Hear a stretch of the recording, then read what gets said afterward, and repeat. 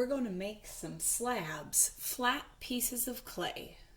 To do this, of course, you need some wedged prepared clay and some other helpful tools are a sheet of newsprint or cotton rag paper. I have a large sheet folded in half here. You could also use a newspaper if you'd like to, and then some masking tape. Let's do it. So I have taped the newsprint onto the floor, and this is just the easiest work surface for me. You could do it onto a board or a tabletop, but this is the easiest for me to shoot and to show you what I'm trying to do. So I'm going to take my clay, and the first thing I'll do is press the clay or lightly pinch the clay into a thick disc. This will make it easier to make it flat like I'd like to.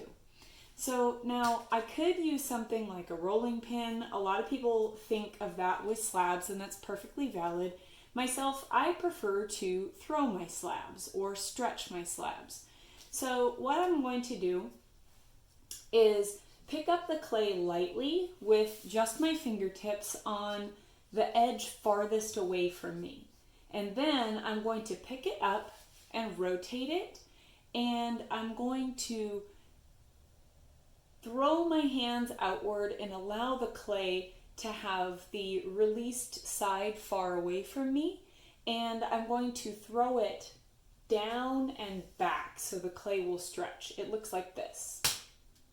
Now that doesn't look like much happened, but the clay actually did start to elongate. So I'm going to repeat. Pick up far away from me, turn over, and so my goal is to have this side touch the paper first, so it'll cause the clay to stretch. I always have the clay rotate itself. See how it's getting longer? Now, if I also want it to get wider, I need to pick it up on the other side and rotate the clay 90 degrees. This does take some practice, but after a little bit of practice, you can actually get a fairly consistent slab that is really nice and smooth. You don't have to worry about the marks made from a rolling pin or anything like that. So you can stretch it to your desired consistency from this point. Slabs that are 1/4 inch thick or right around there are excellent for building forms. So I could cut this into any sort of template shape, and I can bend it. Just remember that slabs do have a tensile memory, so if you bend them too much or bow them, when they dry, they have the potential to warp. So you'll notice whenever I pick up the slab, I always try to pick it up to avoid bending it too much. I want to kind of keep it as flat as possible. Now, there are the purpose for something that I call ultra-thin slabs, and those are typically for decorative purposes, such as making things like ribbons or scrolls or drapery on figurative work. So I'm going to make some ultra-thin slabs. To make ultra-thin slabs, I don't need as much clay because a little bit of clay goes a long ways. I'm going to cut a consistent piece because when you stretch slabs, oftentimes the edges have a tendency to get a little bit thinner than the middle. And so now I'm going to continue stretching the way I did before, but the way I'm throwing the clay down is a bit more gentle. I'm being quite soft with my toss of the clay, and the clay really can handle quite a bit of stretching. So this is pretty thin, and it would be really great, but depending on the scale, if I'm working pretty small, I do need to throw thinner than this. But this is a good state for a little bit of a larger sculpture. You'll see sometimes the clay will get a little short and pull on itself. Just be aware and pay attention to these signs, because that might mean that the clay is reaching its capacity to stretch. From here, you can cut it and you can bend it. You can also set it up on props so that it can dry to a leather hard state. And then once it's leather hard, it's easy to sculpt with from there.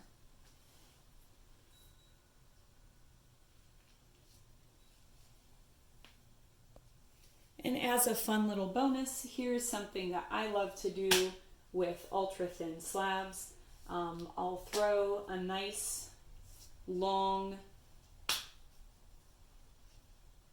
rectangle or band, and then I will tear one side or edge irregularly.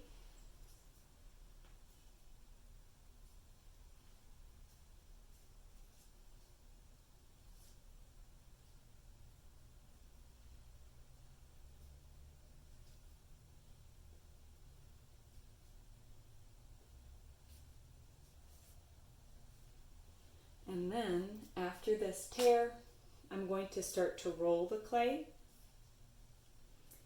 loosely at the torn edge and more tightly down towards the untorn edge. And I'm going to roll it at a zigzag sort of directional.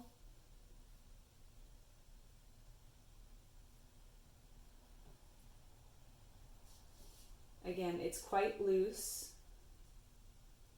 I can let it jump and gap in areas. Now, after I've done this, in the middle, I'm going to pinch the clay together firmly while rotating, and then I'll go from the top and start to open. And this is one way, fast and easy, to make flowers, sculptural flowers. And so this is the untorn side. I like to make the edges appear irregular so they look a little more naturalistic. Then from here, you actually have two rolled flowers. Just a fun bonus, something you can do with ultra-thin slabs. One more tip, beware of your paper getting too wet, as it can tear. So take it easy. If it starts to get too wet, allow it some time to dry or use a hairdryer on it. Another thing is, when you are stretching or tossing your slab, be very aware of the sound that clay can make when it is a direct hit onto the surface. If it makes a loud noise, there's a good chance it's going to stick. So if it sticks, what you need to do is carefully work to find an edge that will release and then gradually lift the clay. Otherwise, if you just rip the clay up, you will, one, rip your paper, and two, rip your clay. So be very aware of that. Now, I know this is pretty wet here, so I'm going to throw my slab in a different area of my paper to avoid the wet spot so that I can continue working.